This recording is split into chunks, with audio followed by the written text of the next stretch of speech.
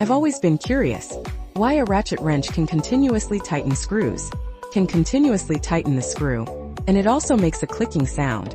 What's the principle behind this? Until I completely disassembled it, I found the structure inside is quite ingenious. This is a ratchet with teeth. There are two small pawls lying on both sides of the ratchet. Behind each pawl, there is a spring that keeps pushing it, keeping the pawls tightly against the ratchet's teeth. When you turn the wrench counterclockwise, the teeth of the ratchet will push the pawl away bit by bit. But as soon as the pawl is pushed away, the spring behind it immediately pushes it back. So the pawl slides back and forth on the tooth surface. This time, you will hear a series of familiar click-click-click sounds. In this process, the wrench is rotating. The ratchet is not actually locked. It just allows it to rotate freely in this direction.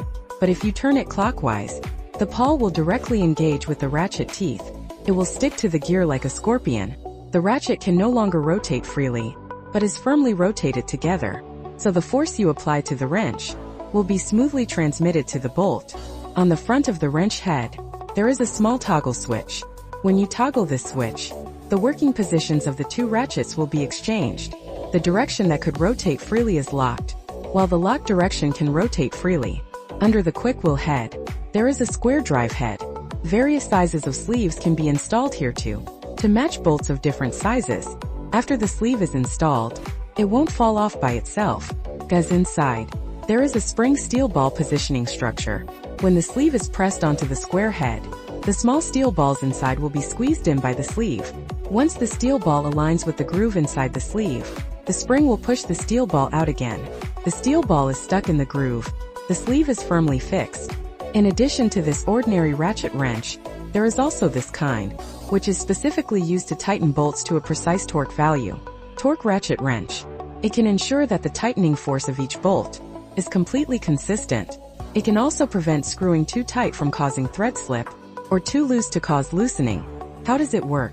The answer is in the handle you hold. The handle is not just for applying force, but also the torque adjustment mechanism of the wrench.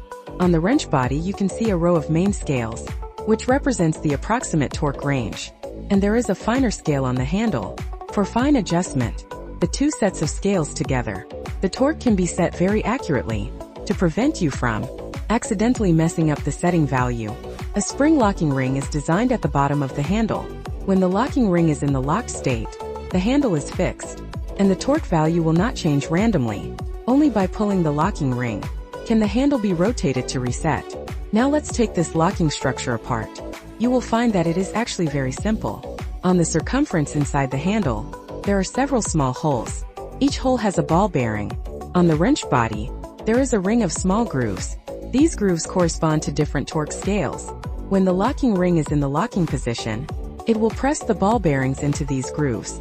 The ball bearings are like small clips, locking the handle firmly. At this time the handle can't rotate naturally, and the torque setting will not change. When you pull the locking ring down, there will be space above the ball bearings. They can retract from the grooves and slide on the surface. At this time the handle can rotate freely.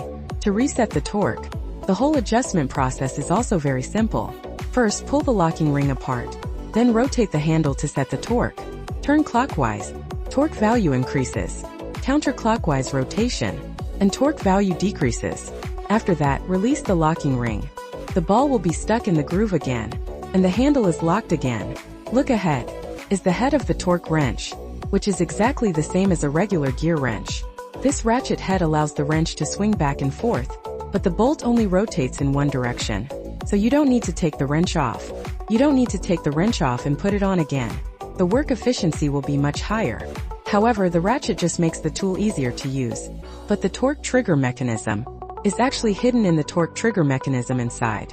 Right below the gear head, there is a pin, which fixes the head assembly to the wrench body. The main body of the wrench is a hollow metal tube, which contains a shaft block gasket and a strong spring. When you rotate the handle to set the torque, you are actually using the internal thread. The spring is compressed.